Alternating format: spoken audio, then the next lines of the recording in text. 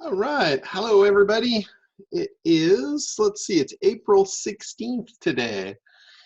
And we're we're in full spring going on here, but we're all still locked indoors, so can't enjoy that nice weather outside. Okay, but anyway, let's open her up here. If any of you guys have stuff you want to go over, cover. Yeah, I do. All right. This is kind of a follow-up from last week. I bought an expired domain, and I put a lot of work into it because it had a lot of good backlinks.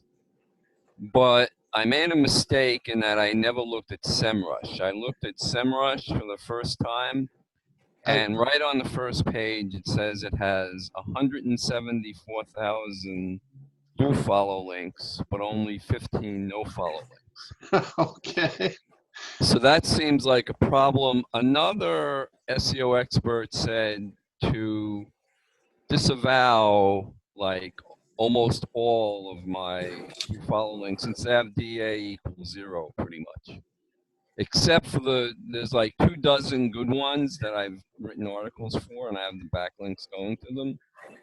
But I mean, I don't even know how to find 174,000. I know how to, if I could find the URLs, I know I have to put them in a text file in the Google search, what do you call it? Google search, whatever that's called. There's a disavow text file. Yes, But correct. how do I find the 174,000 do follow links in the first place? Probably And you agree that I should get rid of them? one of the better tools to do that would be Ahrefs. They're Okay. they're basically more geared toward the backlinks and creating backlink files and figuring out, who's backlinking to you and all of that. So they would be a good source to export that list if you wanted to do a disavow. I'm a little torn on the whole disavow thing just because I know for sure that that's not a natural thing for a business owner to do. Like if you look at it from Google's perspective, Google's trying to figure out who is out to optimize, and they really don't like that. I mean, the truth behind the curtain is they're trying to figure out who's working against them, and they look at optimization as just that. So when you do stuff like disavow, you're pretty much telling them you're trying to optimize the site. If you think about it from like my whole concept of cloud cover and how to do SEO safely and the methodology that I've taken on over all these years, it has to do with this cloud cover strategy of doing things that you blend in. And in my opinion, doing the whole disavow thing is taking you out of the cloud cover. That is not something that is a natural activity for a business owner. Like if you think about it, a guy that's running his business, does he really care about people linking to him? Is he really going in and like analyzing that stuff? No, he's not. He's running his business and doing what makes sense for him. The only guys that are creating these backlink disavow files are SEO guys. Google knows that. They're not stupid. So I'm a little torn on whether or not that. Personally, I don't think it's a good idea myself. Well, how bad does the having 15 no follow and 174,000 do follow links hurt me? I really don't know. I mean, obviously, it's not natural, that's for sure. But in Google's perspective, I don't think I've never thought that, and I've never seen any instance of them actually penalizing a site for too many backlinks, even if they're out of order. What I have seen is I've seen them disregard the value of them. So in my opinion, that's the worst thing that's going to happen is they're just not going to count for you. The fact that they're there, I don't believe will hurt you, because that takes you into the whole negative SEO realm. If that were truly the case, you could go and you could destroy anybody's reputation just by throwing a bunch of garbage links at them. And that's not the case. I haven't seen a case yet where that, just destroyed a company's SEO value. What I recommend doing is not focusing on that, just focus on going forward, adding new valuable links, add brand links. Don't try and over optimize because you're probably already there. You are trying to unravel that. So don't focus on, like keyword anchor text, focus on brand anchor text, focus on conversational anchor text, and focus on getting new links that actually make sense. Because all of those thousands and thousands of links out there, if they're not driving any traffic, Google's disregarding them anyway, because their artificial intelligence is watching. And let's say you've got 10,000 links coming into the site. Google knows that, obviously. Those links are all indexed. The pages that they're on are indexed. They know they're there, and they also know if somebody clicks on them. They know what happens after they click on them. So if you got all these thousands and thousands of links and nobody's clicking on them, they're not really counting for much, if anything. I truly do not believe they're counting against you, though. So I don't see the relevance in that whole argument. I've never seen proof behind that. But should I be looking to add no follow links? yes, you should basically be looking to add whatever is natural. If you can find good quality sites to link that link to you, that's another thing. The whole follow, no follow, I can tell you with complete uncertainty that I know for a fact that it doesn't matter whether that thing says follow or not, Google's following it. I can assure you of that, because I have had content that is behind closed doors in private protected directories that have no links to them, no follow, no nothing. And Google indexes those pages. It's like, how do they do that? They know they're there, and they index them. Whether even if you have no index tags on them, I've still seen them index stuff. They know that it's there. And so I can pretty much tell you with no uncertainty that follow or no follow, they're following that link because they want to see. They're trying to connect all the dots on all the content on the internet. So, whether they list it or not, whether they count it or not, but they are following it. Should I go for like press releases? Press releases, press releases is another one. It kind of walks the line. A press release can get you a lot of links real quick. But the truth of the matter is, and I know this from doing this for a long time, the truth of it is all those press releases, yes, they'll get you the links, and the links can temporarily give you a boost in the SEO ranking. But if people don't click through, and if people don't spend time on the site and all of that, it's a very diminishing factor.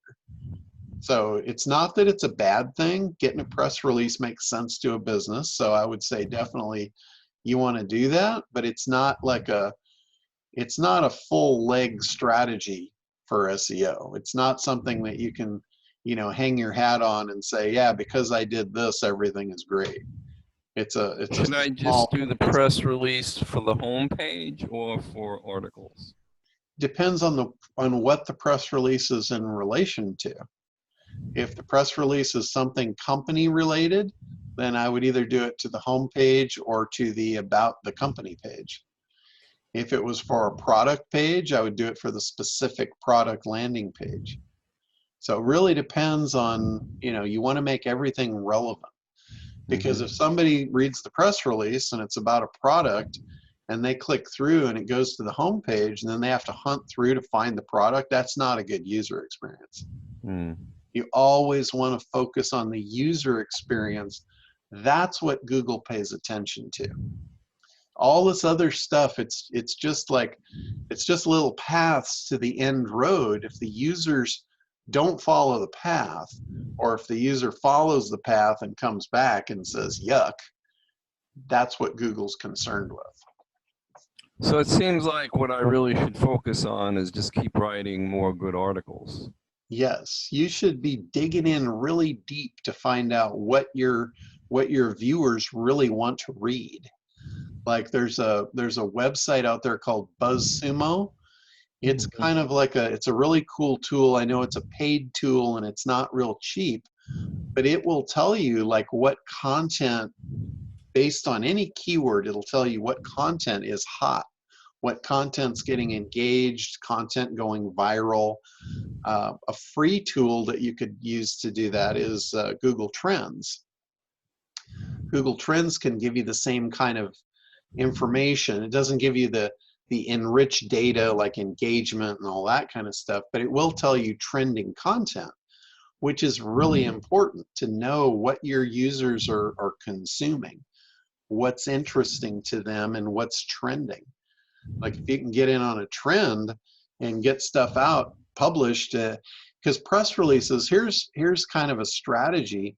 If you found a trend, let's say you went to Google Trends and you found a keyword that was trending, and you did a press release around that, and your press release now is posted on hundreds of news sites that have authority, that trending topic can rank really quickly, because a lot of times trending topics don't have a tremendous amount of content already available on the internet. So you can leverage that strategy to get a quick bang for the buck, to get actual real users that are interested in a subject onto your website. That's job one. Job two is to keep them there. If you can get them there and keep them there, you will get more value out of that than you ever got out of link building, on-page content, and all that other crap. If you can get them on your site and engage them and keep them there, Google's going to reward you. That's the game. That's the way the game is played today. What's the shelf life of something that's getting a lot of engagement in Buzzsumo? It's kind of like a snowball. If Google throws traffic at you, it increases the authority of your domain. So what it wants to do is it wants to raise other keywords and get more traffic. As long as the more traffic keeps engaging, Google will send you more and more and more, and it will snowball. So you can leverage and you can take advantage of these hot trending topics to get that snowball rolling. But it's up to you really to keep it rolling. If your site starts to degrade as far as interest and engagement, Google's going to take note of that, and they're going to treat it accordingly. So it's really, I mean, if you think about it in that way, that's the way SEO is played today. It's engagement.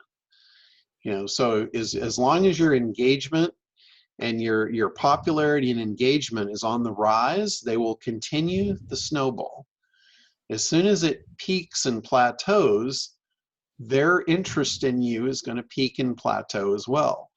As soon as it starts to decline, it's almost like a bell curve. You can watch the curve happen in real time, because Google's algorithm, their RankBrain algorithm, it's artificial intelligence. It's watching and it's keeping score of everything that happens on your site. Everything that happens on their site to begin with, who clicks, what happens on the other end, it's all being logged and recorded and analyzed by their RankBrain algorithm to figure out who they should be sending traffic to. So maybe the strategy is to have an article or press release on something that's trending right now in Buzzsumo once a week. Yes, that would make sense.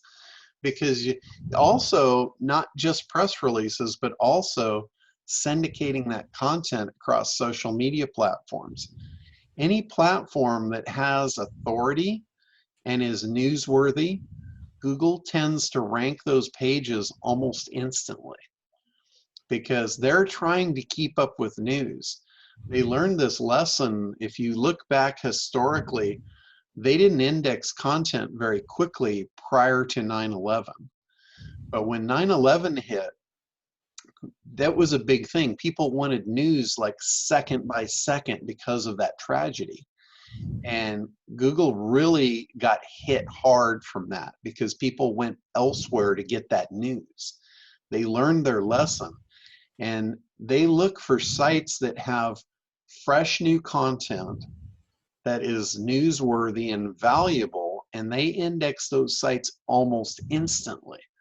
So if you're taking good buzz content that is valuable to your users in trending topics, and you're putting it on those sites will rank much faster than your site.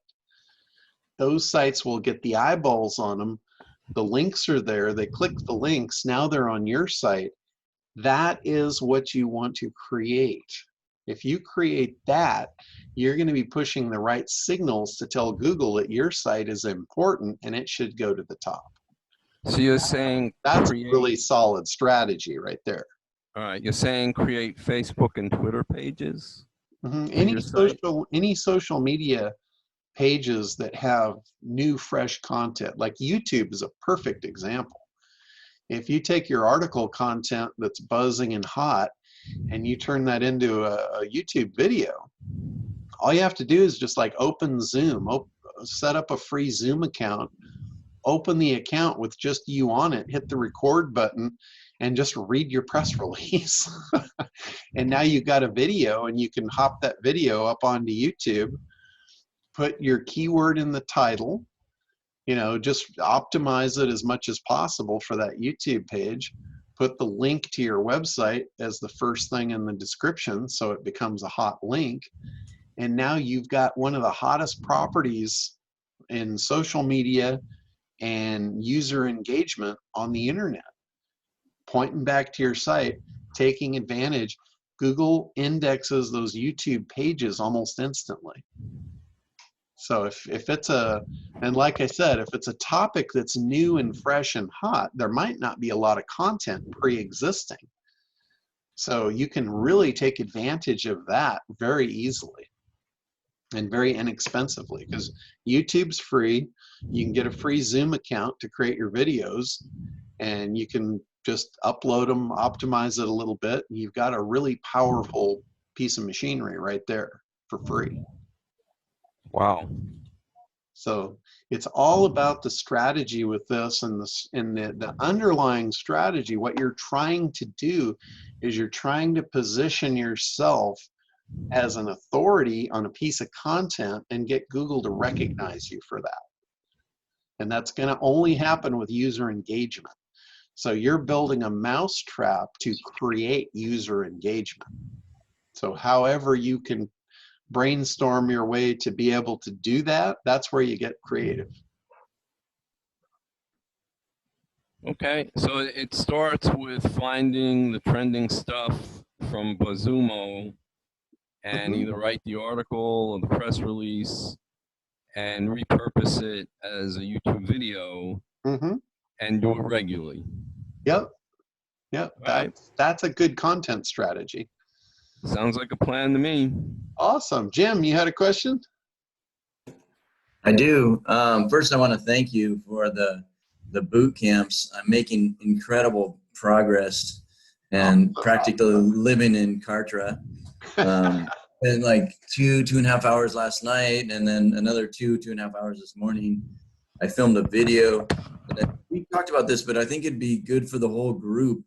Like the videos I'm making for Kartra, where I'm saying, click the button below, doesn't make sense on my YouTube channel. So what is it called? When you put it on YouTube, it's publicly available, but it's not in my YouTube channel. Is that a folder, or how do you do that? Well, and I don't YouTube, post it on Kartra because it's going to take up my bandwidth. Correct. So in YouTube, what you have is you have a YouTube account that has a channel attached to it. Yeah. And then what I do inside my channel is I create what's called playlists. That's what it was. So it's a playlist is like a folder in your YouTube channel. And then any video that is related to that playlist, you can keep it in that folder. Okay. So that's a good way to categorize and keep your YouTube videos organized. So I could just make a playlist called Kartra. Mm-hmm. Sure. You know, peak coaching Kartra or something like that. Yeah, and you can make it. Can people look at it, or if that's when you publish the video, you have three choices. You can make it public where anybody can access it. That's probably what you want to do. If you're creating the videos for SEO purposes, you want to make them public. If you're creating the video to use it like in a members area or something like that, then you make it private, which private is unlisted. It's on YouTube, and anyone that has the URL can view it. They don't need a password or anything, but it's not browsable. They can't like search and find it because it's not listed. Okay. Got it. And then you have another one called protected. And with protected, it's not only not listed, no one can access it unless you give them permission. So if you wanted like private videos, like let's say you made a video for a client and you only wanted that client to see that video, then you would do that, and then you send that client access only to that video. Got it. Okay. So those are the three ways you can save a video when you upload it in YouTube. Fantastic. That's super clear. As far as the button thing goes, I know that I don't know exactly how to do it, but I know it is possible to insert buttons inside of your video. So you can actually have a button that goes somewhere on the video itself. So you may be able to add that to your YouTube video at some point. Yeah, you're gonna have to do some research. If you go into the YouTube, just created a new YouTube studio for video editing and stuff, and you might be able to do the buttons in there. I haven't played around with it, but there's a lot of video players that you can use that will add buttons over the top of a YouTube video. Like if you had a particular player that you were running on your website and you were embedding YouTube videos into your website, they're now playing inside of a player that gives you additional third-party things that you could do to it, like add the buttons right inside the videos and things like that. Like we have the automated sales attendant, and it's a software that works in conjunction with YouTube to make interactive videos. Like it'll load the first section of your video and it'll say, hey, welcome to our site. You know, are you interested in A, B, or C? And then the A, B, C buttons show up right in the video. And then they click on B, and then it loads the B video. And it says, oh, you know, now that I know what you're interested in, here, let's talk about that. And then it can ask you 2 more questions and load the 2 buttons. And you could literally create an interactive video with somebody to walk them through the entire thing. So you could create a sales process video on your site that literally spoke to your avatar. So if you have multiple avatars, that's a really good way to go. Like for a realtor, you know, you could say, hey, are you interested in buying or selling a house? And if they want to buy a house, say, oh, that's great. We have, you know, inventory that is not available anywhere else. Let me ask you this. What is your real goal here? Are you, you know, maybe a single mom trying to keep a roof over your head? Are you a growing family looking to expand into a larger house? Or are you looking for a bachelor pad? And then ABC button, you click on that, and it's just like a salesperson. A salesperson asks questions so they can tailor their presentation to get a higher close ratio. And that's what you can do with interactive video without the pain, anguish, and agony of face-to-face sales that we all seem to hate. So it's a way to replicate that and do that. So Cool stuff. So overlaying those buttons on top of videos can be very powerful. All right, Roy, did you have a question? You have to unmute. I can't, gotta unmute yourself there. How's that? Is that better? There you go. Now I can hear you. Okay. It seems like there's a need for combining the information we get off of Traffic Oxygen with funnels in Kartra, and Correct. then providing also the email marketing to follow up on these funnels. It seems like people may pay for that whole thing. Does that make sense to provide that as a total service? Yes. So here's the real deal with marketing. Traffic comes in on the end of it, but traffic isn't the end of it. It's like there's follow-up after the traffic. Yeah. Because if you're going to try and convert, you have to have like a sales process in place. The first thing is, you know, headlines to be able to grab attention, get them to opt in so you can follow up with them. When you've created that marketing mousetrap, then you're ready to drive traffic to it. So that's where you would go over and you'd get a traffic source, whether it be retargeted traffic from Traffic Oxygen, or SEO, or pay-per-click, or Facebook ads, YouTube ads, whatever the traffic may be. The traffic now is getting driven to that attention grabber to get them to opt in. So that's the traffic is in on the end of the marketing campaign, but it's not the end of the marketing campaign. It begins a whole nother cycle now of a sales process. Okay. So it walks them through. The Kartra is basically made to, it's your mechanism to house the whole thing. Got it. So it houses your pages for your landing pages, your opt-ins, your order forms, your follow-up sequences. It's really it's a dynamite program. That program is like changed, it's completely revolutionized my business and a lot of my clients' businesses. Because before, we'd have to piece all that stuff together, and it was like a nightmare. And when something broke, you didn't know where to look. You had 50 different places to go and look and try and figure out what happened. You know, somebody changed an API or a platform, and it broke all the rest of the stuff, and it was like a complete can of worms. And now with Kartra, you don't have those kind of issues. You know, it's all integrated, everything works together. And, you know, I'm not going to say it doesn't have issues and glitches, because everything does, but they're way less than I've ever seen in piecing together any other type of program to get the same functionality, for sure, by a long shot. So are you offering that service where you actually do the follow-up with the email marketing, or have somebody do that, as opposed to the client doing it? Because they don't seem to want to do that part. Yeah, clients really very rarely want to do anything. So if it's my goal really is to teach them what they need, Right. not with the intent to have them do it, but with the intent of them understanding the value of it. Okay. And also their ability to participate in the process, because your client is going to know a lot more about their business than you ever will.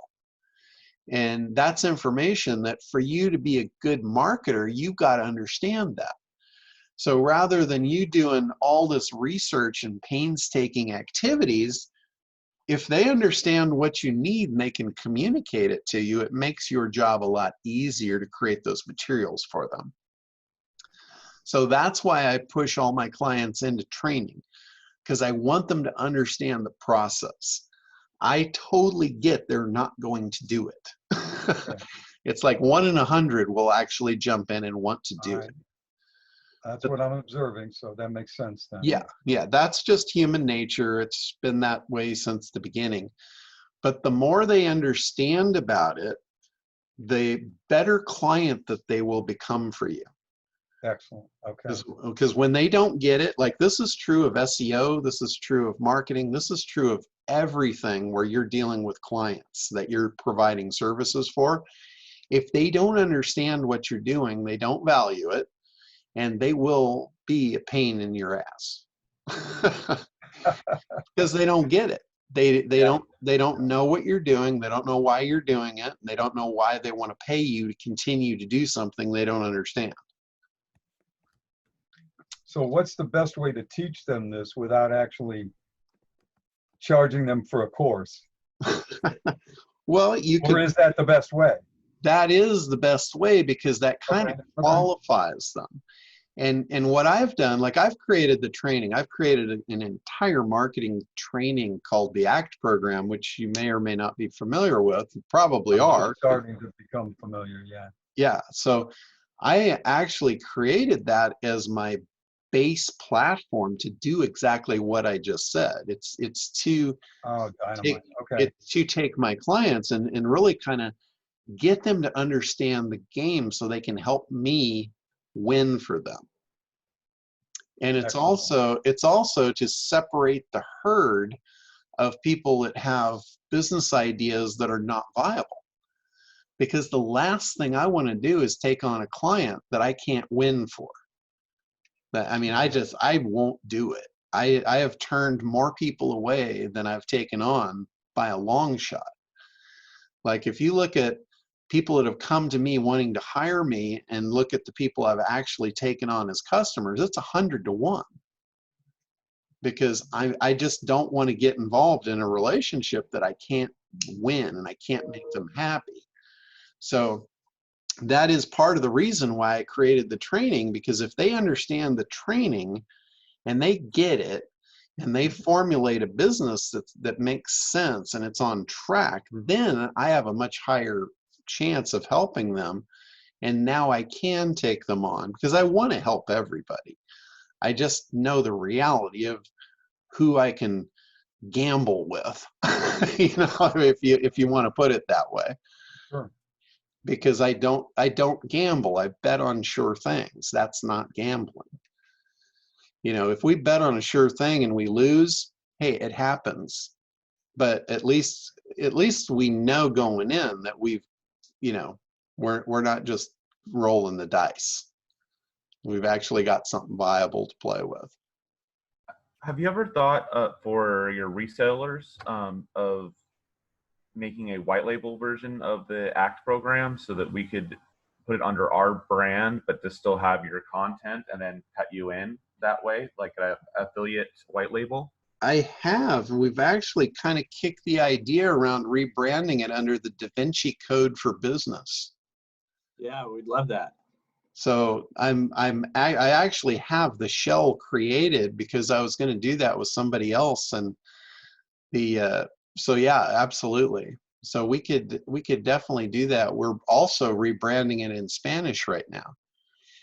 So we're about to release the whole ACT program in Spanish. If any of you guys know of Spanish communities and you want to make a boatload of money on affiliate, that's going to be a big opportunity. If you've got access to Spanish communities, let me know, because I want to set you up as an affiliate.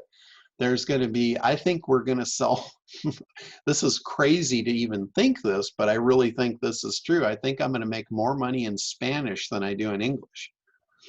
And the reason being is the market's not as big, but no one's serving it. It's what I call blue water. It's a blue water strategy. There's nobody serving the Spanish market at a very high level like there is in English. You know, you got 500 guys selling the same thing over on this side of the fence. Over on the other side of the fence, south of the border, you got a handful, and most of them are not at the caliber of the ACT training. They're just not. They're basically knockoff artists. They've taken somebody's thing and they've copied it, and they're not really pros and experts under the hood at it. So I think we're gonna do very good when we when we make that move. But yeah, absolutely. So what do you guys think about the Da Vinci Code for Business? You I guys think think, it's great. you think that's a good generic type of angle? Sounds I good. do. But what is that for? Like white labeling, John? Yeah, that would be like white labeling the ACT program. Yeah, I think it's awesome. Absolutely. Yeah, so that way you guys could sell it as your own course. You know, you could basically, it would still be, you know, the back end access would be me on the calls, and I would be the, you know, the face of it, but it wouldn't be branded as, you know, from my company as Internet Dominators. It would be, you know, branded as the Da Vinci Code for Business. I like it. Heck yeah. So, I do too. I mean, love it. I kind of tossed it in there, so yeah, of course I like it. well, I mean the name, the Da Vinci Code thing. Yeah, the name is great. Even the Aussies will like it. Okay, cool. Because I figure for a big idea, I could use that codex thing that looks kind of like a Rubik's Cube and say, you know, your business is like, this is like the codex for your business. If you don't get the dials all turned right, you'll never access the success inside the cube. Yeah, that's I think excellent too. I think it'll sell itself. But Yeah. also too, something else, Da Vinci, because it's based Latin, it's very easily translatable to the Spanish market. So therefore, La Coda de la Da Vinci, and you get that Italian flavor to it. So you have that mysterious and the codex and the Rubik's Cube. My hair just stood on end by saying what I just said. Well, the other cool thing about it too, I kind of looked back at Da Vinci. I saw some, I watched some stuff on TV about him because I didn't really know much about him. And I figure if I'm going to do this, I need to have some knowledge under my belt of who I'm trying to replicate here. And one of the things that I found that he was absolutely brilliant in his inventions. And every one of his inventions, the more I learned about him, the more I learned that I'm very much like him.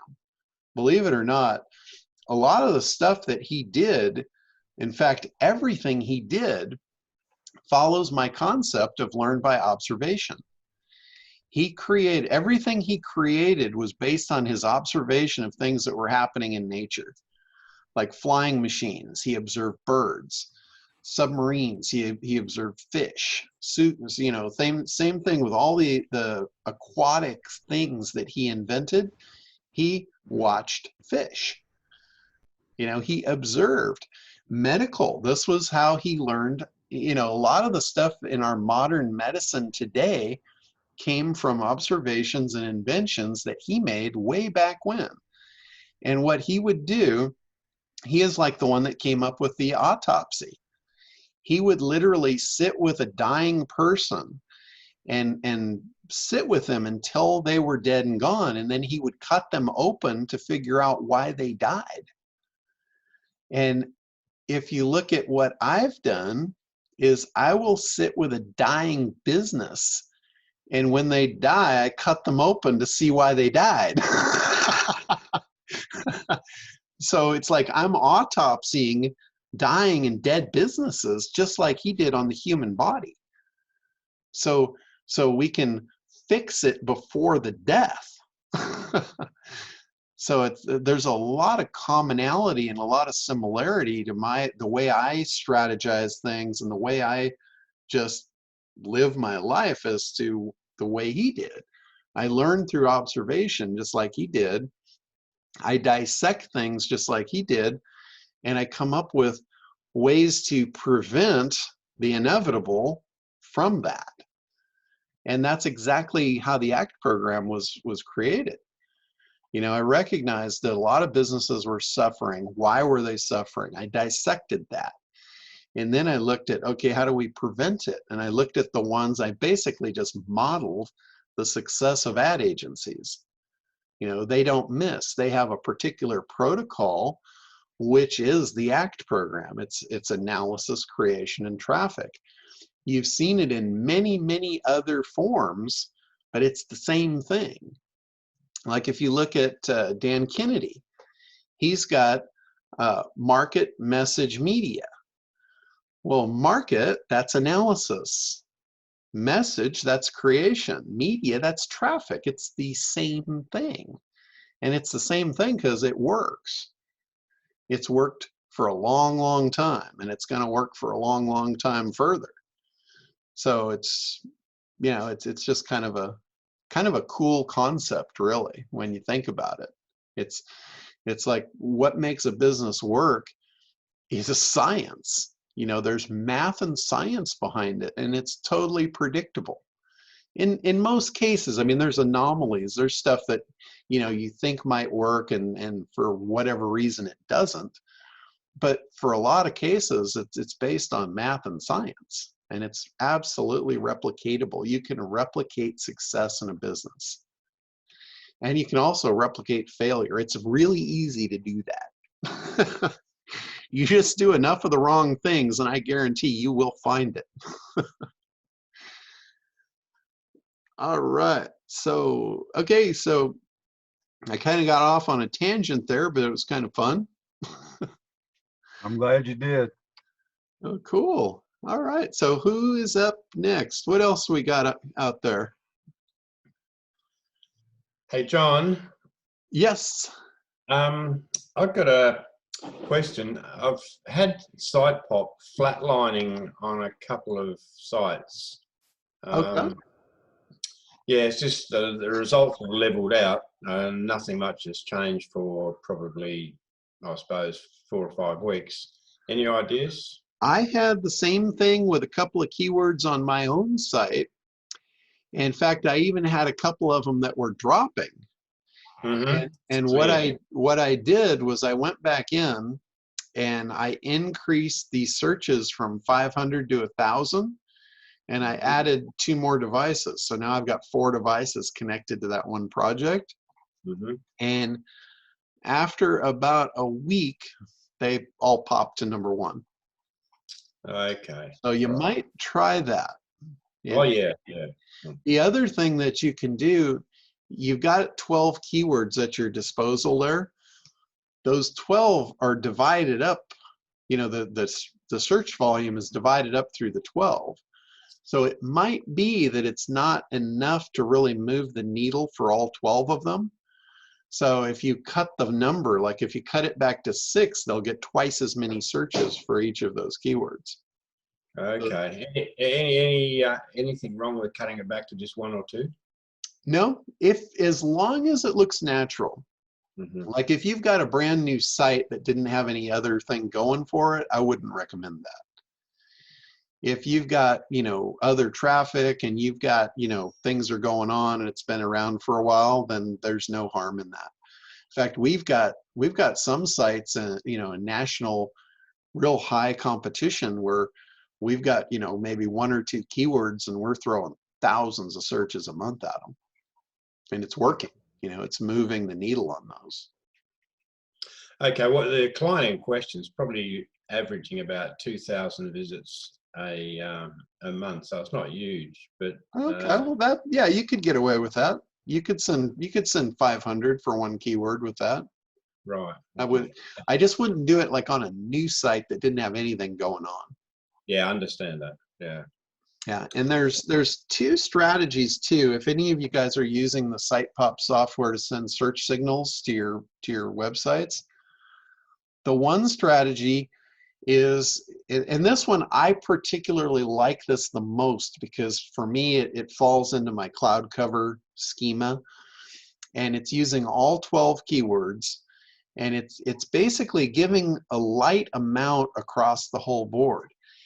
The problem with it is a lot of times when people do SEO, they get very antsy. They want to see fast results on the keywords that they're tracking and measuring. For me, I would rather push hundreds of keywords up all at the same time rather than being focused on a few, and really, like, I never obsess with tracking on SEO. As long as I know I'm doing the right stuff and I'm doing it all in moderation, I know I'm getting long-term benefit So I am cool with that. Most people are not. Most people that do SEO, they're not in it for the long term. They say they are, but they're very hyper focused on moving the needle today and in a very quick fashion. So the strategy of doing it lighter across more keywords, what it does, and we've seen this for a lot of people that have run it. We've got a lot of testimonials that back this up. They will say that, you know, when they're doing rank tracking across, you know, hundreds of keywords, they're seeing hundreds of keywords moving up because of that, not necessarily the 12 that they're focused on. They're seeing more movement on the other ones around it than they are on the ones that are being tracked. So to me, I get more benefit out of that. I feel much better about that strategy than trying to hyper focus on a handful of keywords.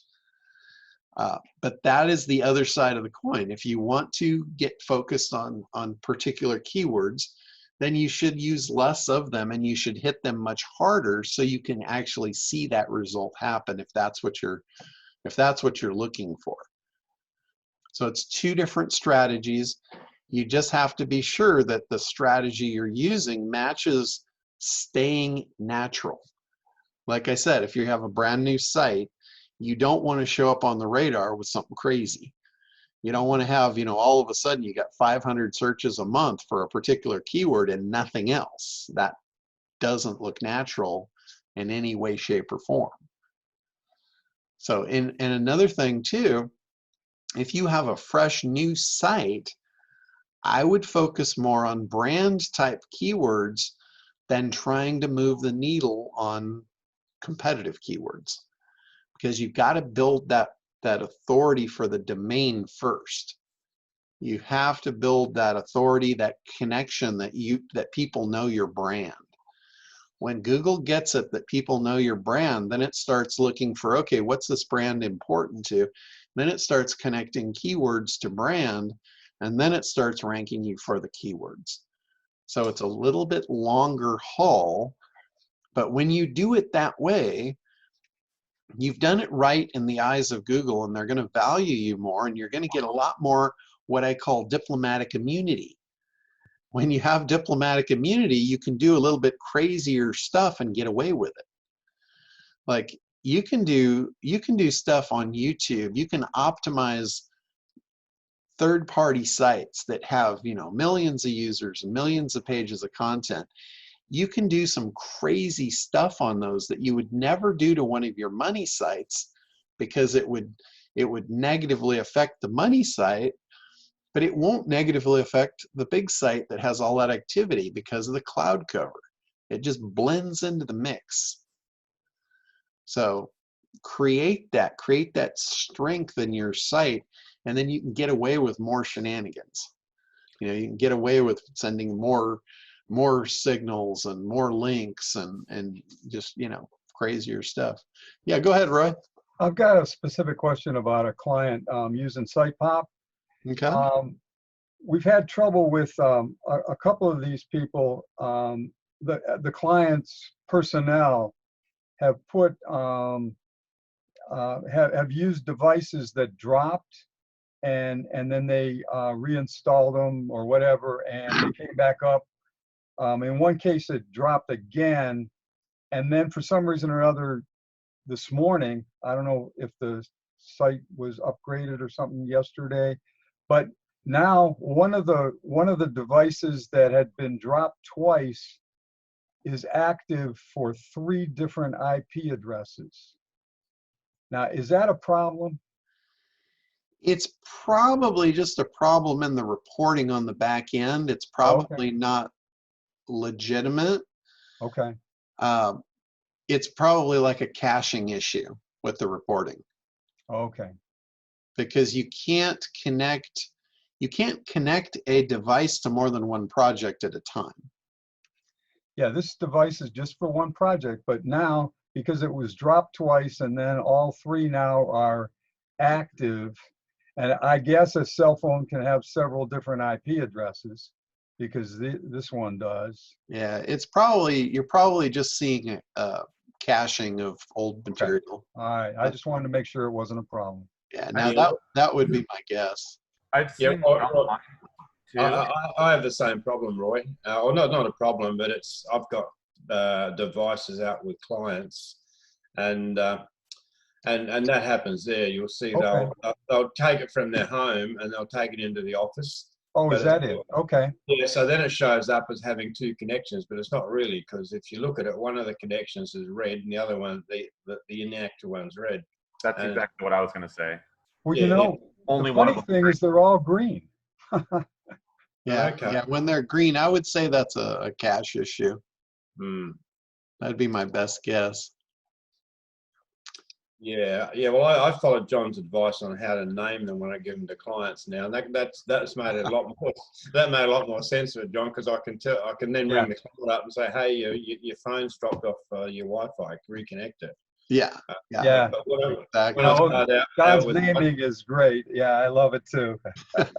Yeah, I mean, if I didn't have that naming system, I'd drive myself nuts, because I got I got 40 phones sitting over here. So when one of them goes offline, I need to know which one it is. Yeah. Well, I've got about 10 out with clients. that complicates the problem. Yeah. Now, the device you use to put a bank of them all in the same device, does that keep them all charged? Yes. Yeah. It's basically a charging base for I think mine holds 10 or 12 units each. Yeah. Okay. It just keeps them organized.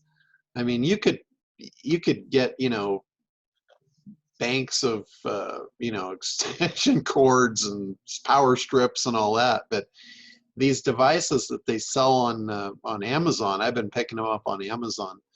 They just keep everything really nice and tidy, and it actually looks cool. When somebody comes into my office, they like see those banks and they're like, what's going on here? Do you work for the NSA? So people kind of flip out when they see that. I just wondered if keeping them charging all the time was going to reduce the battery life on them or something like that. It might, but I don't really care, because they're burner phones. I paid $20 a piece for them, and I'm never going to use them on battery power anyway. Right. Gotcha. The only time that they're on battery power was when I literally unplug the bank and bring it to my desk if I need to run through them and do updates or something. Got it. And that's maybe for 10 minutes, and then I plug it back in. And so if the battery holds up for 10 minutes, I'm good.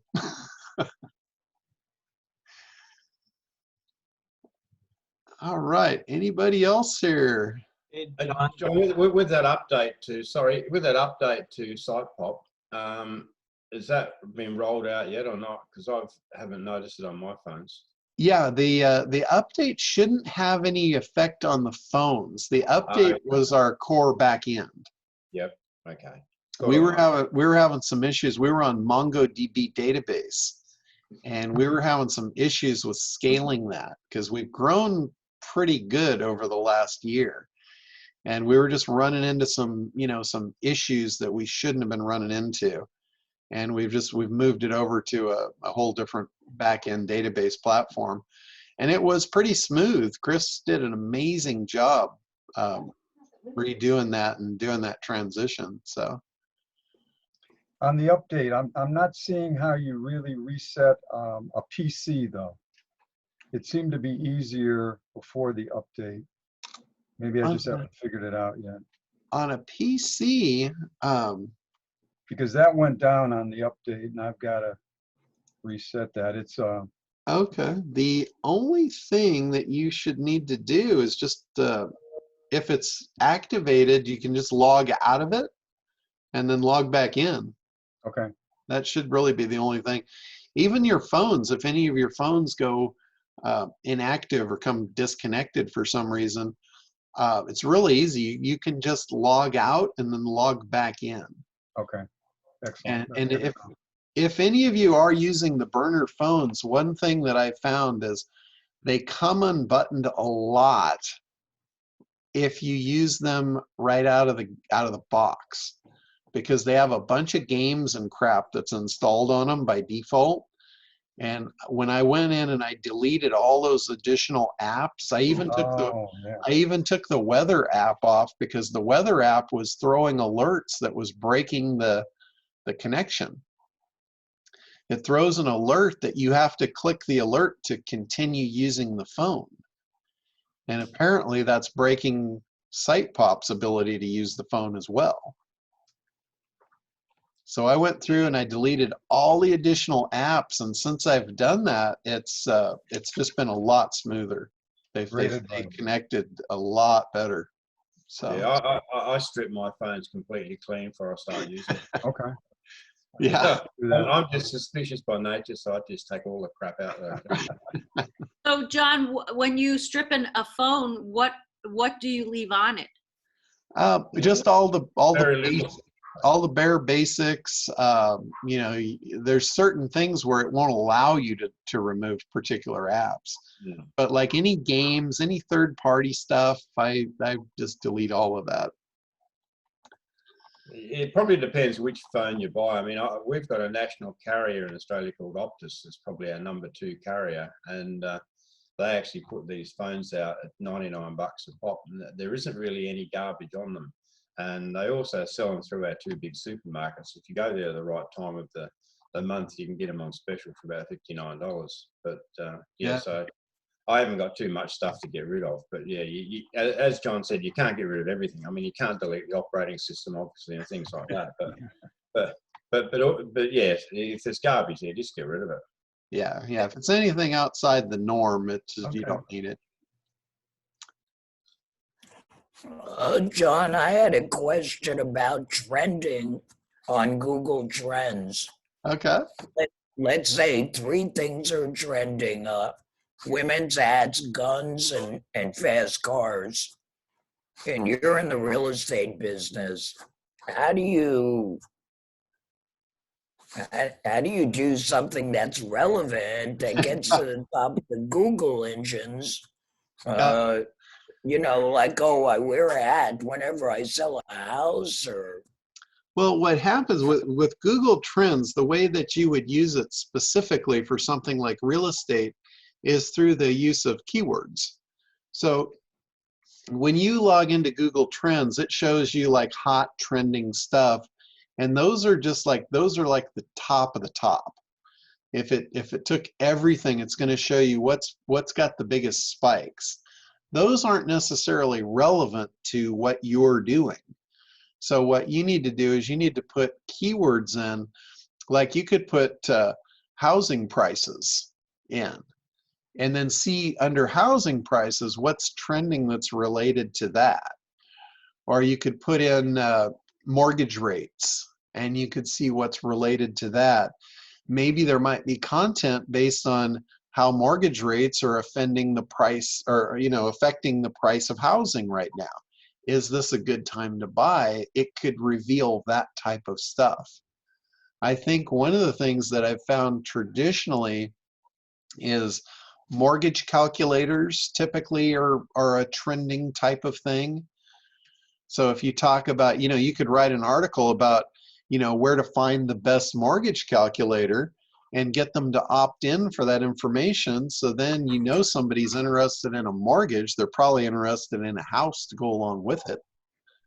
And then you could follow up with a automated follow-up sequence to get them into whatever program you want to get them into.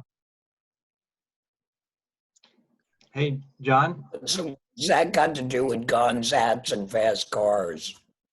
It doesn't really have anything to do with that stuff. That's just the top trending stuff that's in there.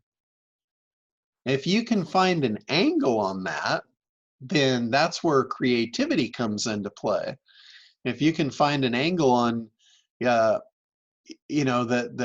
people that are into guns and fast cars and what have you have a higher propensity to want to deal in the real estate realm, then that might be a way that you could create an ad campaign that would fuel their desire to have those guns and fast cars.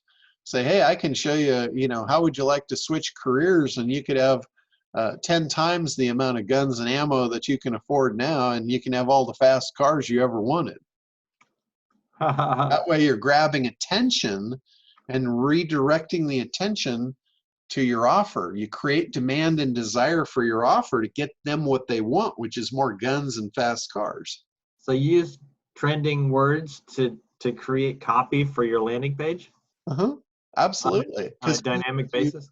It's back to the ACT program of keying in on what does your avatar want. If they want, guns and fast cars, you connect that outcome to what you have to be the delivery mechanism to get them what they want.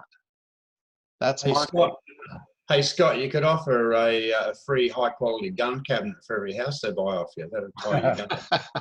That would tie your guns into your real estate, mate. Exactly, a close of escrow. Yeah. So that's where the creativity comes into the math and science. It is really, truly, business is truly a blend of all three of those. Entrepreneurs tend to have more creativity than math and science, and that's why they often fail, because they're leaning on that one leg of the tripod, and they don't have the other two, and they're off balance, and they keep falling. But when you take that creativity and you tie it into the math and the science of business, you can make a lot of money.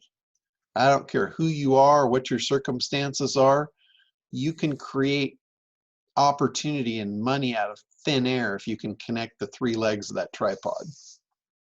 Hey, John, I got a quick question on creating a landing page for like a site pop opportunity. Do you have any made-for-you funnels or tools in Kartra that we could quickly deploy onto like getting that going? Because we don't have the resources yet to invest in site pop, but if we could find a client that can get it, I think it could be extremely powerful, and especially if we're looking for new opportunities in this scaled down correction that we're dealing with right now. Yeah, I do. I have a generic funnel in SitePop that is basically, or inside Kartra, that is to sell SitePop as a service. Yes. So I do have that funnel in there. It's a generic 4-page funnel, and the way it goes is it makes them the claim of guaranteed results to boost their SEO if they qualify. And then it takes them to the qualifications page, and basically to qualify they have to pay for the first month to see if they qualify, and they make the payment, and then it goes to a calendar to schedule an appointment where you actually qualify them, and you tell them right up front, if you don't qualify, I'm just going to refund your money and tell you what you need to do, and then you come back later when you qualify and you can get the offer. So it gives you an opportunity to get them on the phone for a sales consultation after you've converted them from a prospect to a buyer. So it's a really good sequence. Is that the local SEO, $97 per month guaranteed results? Correct. Yes. Okay. Yeah, I've already had that. So I didn't know that was. That's the campaign. You can re-angle it, you can reword it, but the whole psychology behind it is give them a teaser that they have to qualify for, which will eliminate all the tire kickers. You've now got a customer, they've actually paid you, so the relationship has changed, and now you're putting them on a sales presentation call to verify that they're a good client for you, and you could potentially sell them up on other stuff. If their site's not ready, if they need security certificates, if they need mobile design, a lot of, like probably 40% of the sites that I look at either have broken security certificates or they're not mobile friendly. Those two things need to be addressed first. That's additional opportunities for you to make money. So I'm wondering if that same campaign could be used for an NLP practitioner too, that is absolutely. You could absolutely use that. Anything where you qualify them, anywhere where you want to get them into a sales consultation, that's a perfect campaign. And is that better than the one that's I know that there's a consulting campaign that is done through Kartra. Yeah, the Is that better than that? The Better than that consulting, one? well, the consulting campaign in there is a much more complicated animal. That is one, I haven't actually used that campaign, but I know it's got a lot of moving parts. Right. And it's not really a consultation campaign. It's what Frank Kern called his consultation campaign. But it's a pretty complex funnel, really. So you're saying this one could be used, because that was the biggest thing for my client. He's doing a lot of individual consultations right now for his NLP clients dealing with anxiety. Oh yeah. He's totally booked. Yeah, it would be perfect for that, because he could sell them the initial, he could basically sell them the initial consultation. Yeah. See if they qualify and would be right for his ongoing program. And he could basically say right up front, look, if we get into it and you're not right, then I don't want to take your money, I'll just refund it to you. So is this something that I can, right now it's in our personal Kartra account, but he also signed up underneath us. Would I deploy that and then modify it to send it to him, or how does it work? Well, what you could do, you could recreate it as the campaign that you want inside your own account, and then you could reassemble it, create a campaign out of it, and deploy it, and just transfer it to his account. Oh, okay, cool. So you could just take the existing campaign, deploy it inside your Kartra account, make changes to it, rebundle it as a new campaign that's got all the changes to it, and then you could now transfer it to him and deploy it inside his Kartra account. Yeah, there's 14 assets in there. Mm-hmm. I just saw it. I'll take a look. Yeah, that would be the way to do it. Okay, awesome. Thanks. But Kartra is amazing in that way, because you can create campaigns if you're working with customers or even friends that do the same thing as you and you want to help them out. You can create campaigns and you can just give them the campaign code and they can import that whole campaign right into their account. You know, obviously they have to, you know, change some of the wording or whatever, change the email addresses and the gateways and all that stuff, but it's a really cool way to get somebody up and running very, very quickly.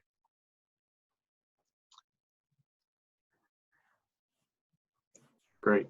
All right. Anything else before we wrap up today? Hey, John, I just got one more quick little side pop one. Okay, sure. What are your thoughts on just totally changing the 12 keywords? That's fine. Is that okay?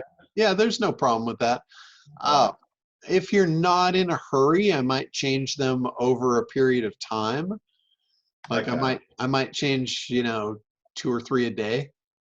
Yeah, okay. Just, I haven't been using the brand keywords, so maybe I might just start throwing a few brand keywords in there, because yeah, you could do that. You could just add the brand onto the keywords right out of the gate. I'll give that a go for a week and see what happens. Okay, cool. Hey John, this is Carolyn. I was wondering, earlier you guys were talking about content. Carolyn, I can barely hear you. It's very muffled. Can you hear me now? There you go. That's better. Earlier you were talking about content creation and a software package to help with that. What was that software package? Buzzsumo is one that gives you it gives you trending content, trending topics, and it will show you the, you know, where the content is and all that. Also, if you're looking for content strategies, SEMrush, depending on when you bought it, if you bought it back when I did that recommendation to buy it before this date and you were on the lower level, it included all the content stuff in it. If you're getting it today, you have to get the higher level to get the content piece in it. But they have an amazing content piece inside SEMrush that will give you, like, based on any keyword, it will tell you what all the common questions are and all the content related to those questions. So if you're trying to create a content strategy, it can really give you a blueprint for any set of keywords as to what's important. Awesome. Awesome. Okay, great. I'll go look at that. Thanks. Cool. All right. And also another one, if you guys are creating content strategies and doing keyword research, if you were on the traffic camp, we'd had a module in there where I had Todd and Herc show their Project Supremacy plugin for WordPress. It absolutely blew me away how awesome that was. How you could pull in the entire content strategy for a WordPress site in a matter of minutes, and it was amazing. And they've got that plugin. If you guys were not on that, if you weren't on the traffic camp and you want that, just shoot me an email and I'll send you the link to it. But they had a free version where you could get a free account of that. I'm not sure, there was some limitations on it and stuff, but if you want that, let me know. I'll get that for you.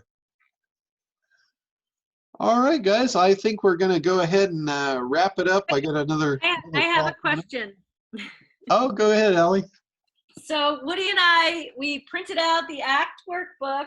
I'm sorry, my background is funky. I have you can't see the book. Oh my God, that's funny. It's invisible. Anyway, we printed the book, and I wanted to know, okay, so we're gonna work through the avatar stuff. What is like the fastest way we could get to putting up like a lead magnet with the back end of a campaign? Like, okay. So in the ACT program, generally where we'll create a lead magnet is we'll look at the timeline and we'll figure out what is the first piece in the timeline that we could solve. Like we look at the steps that they need to take to get from where they are to where they want to be, and we'll create a lead magnet that takes them on the first step. It accomplishes that, and that makes the perfect lead magnet for you. It's small, it's short, it's easy to implement. They can actually get a benefit out of it. Then it might be just information. It might be, hey, here's the 3 things you need to know before you even start this journey. Whatever the journey might be. Here's the 3 things you need to know to even consider this. That could be your lead magnet. It's whatever that first step is. Sometimes it's knowledge. Sometimes it's an actual action. It's whatever it is for your timeline. But once you create that, once you figure out what that thing is, the next thing I would do to create your campaign is I would create your big idea. Because everything in the whole campaign is going to be based on that big idea. That's going to be the common thread throughout the whole campaign. Like an example of the campaign for me to recreate the ACT program is the Da Vinci Code for Business. That's a big idea. That will run through the entire marketing campaign of that. And the next thing you do after that is you create your offer. There's an offer worksheet in the ACT program, and you create your offer. So now you got your beginning and your end, and then after that, you know where you are beginning, you know where you got to go, so you have the end in mind. Now you can create the marketing campaign in the middle. That's where you create the demand and desire. You basically talk about their desire for getting what they want and your ability to deliver that. That's going to create the demand and desire. You eliminate the objections along the way, and then you present your offer on the end, which is already done. You've already got the beginning and the end. So that's the fastest path for you to create a campaign. Okay. Thank you. Sounds easy, doesn't it? Yeah, it sounds easy, but. When do you think that Da Vinci Code white label thing would be available? It's one of those things. It's not going to take me long to do it, but I got a bunch of things ahead of it. Yeah. So I would venture to say I'm really trying to prioritize getting this stuff out because I know it's going to help a lot of people. So I'm gonna probably say within the next 30 days. Awesome. Okay. Ideally that's what I would like to shoot for. So great. Well, I'll talk to Callie and Dan. maybe now since I said it, maybe I have to do it now. So Same for the Spanish version. The Spanish version is almost ready to launch. Tammy's on the call right now. She's one of the ones that's, in fact, she's doing the brunt of the translation for that, and she's going to be one of the trainers. And we're going to launch it incomplete, just like I launch everything else. You get the first pieces done, and then it's being fulfilled as it's being delivered. So we're literally everything is coming together. I'd say we're realistically within a couple of weeks of being able to launch that as well. That's awesome. So if any of you guys know like Spanish audiences and you want to be an affiliate of that, definitely let me know, because there's going to be a lot of money paid in affiliate for that, because I don't have a Spanish audience. So it's almost all going to be affiliate. I definitely recommend a white label version of that as well. Yeah, we might do that, but we got to get the first one out of the gate first. What do you think? John, I would check and see if the Da Vinci Code franchise might come after you for using that words. We already checked on that, and it has become a generic thing as long as we don't use Da Vinci Code. If we use Da Vinci Code for Business, it's repurposed. We can't use Da Vinci Code though, because there's a movie and a book and all that. But we can do the Da Vinci Code for Business. So that's what do you think are affiliates on that program, John? What's that? It's a $4.95 price point. What do you pay your affiliates? 50%. Wow. Okay. Yeah, they'll get 50% of the front, 25% of the back. For a white label, will we be able to control the prices at all, as far as like the upfront fee? You guys actually can control the prices on anything that I do, because like, let's say for instance, the ACT program, if you're an affiliate for the ACT program, I have multiple price levels to sell it at, where if you want to offer it to your audience at, $4.97, you can do that. If you want to offer it full price at $19.97, you can do that. If you want to offer it at $97, you can do that. Just know you're going to get 50% of whatever you want to offer it at through that campaign. So we can set the prices for whatever. In fact, I've even got one where it's a no cost access. They just pay the $29.97 a month on the back end. And basically the affiliates don't get anything on the front end. They just get 25% of the back end. Most affiliates are coin operated. They want to make money. That's why they do what they do. And a lot of times I'll have affiliates that actually push harder for higher sales, because they want to make the money on the front end. Absolutely. So, but I give it out like, I was talking to Gary last night, and he wants to sell the ACT program out to as a stimulus package to chambers of commerce to help their members. So we can offer it to the Chamber of Commerce and say, look, you can use this program as a fundraiser for your chamber, and you can give it as a deal to help your members. Let's say we do it at $97 instead of $4.97 or even $19.97. They're getting access to something that will truly help their business for $97, and half of it goes to the chamber. So now the chambers become the affiliate, and they drive the sales for you. So again, that's the creative part of business. That's the entrepreneurial part. When you connect that with the other two dots, you got winners. So cool stuff. All right, guys, I got to run because I got to get ready for another call coming up here. But thank you all for being on here. I love these calls, and I love when you guys participate, because that's what it's all about. I am here for you for whatever you need. I hate when I just, get on here and just seem like I'm rambling. I like to feel like I'm helping, so that's awesome. So thank you. Never ramble. It's all nuggets. Oh, Yeah, that's for cool. sure. Cool. Great session. Great. Thanks, John. All right. Well, Thank thank you all for being here, and we'll be back on here, I believe, regular time next week. So you have anything until then, shoot me an email, and we'll get you covered. Thanks, Sounds good. John. Thank you. All right. Have a great week, everybody, and we'll see you soon.